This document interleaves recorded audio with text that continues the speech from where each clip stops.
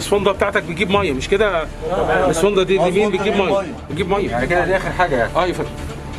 توفيق ان شاء الله. ان شاء الله.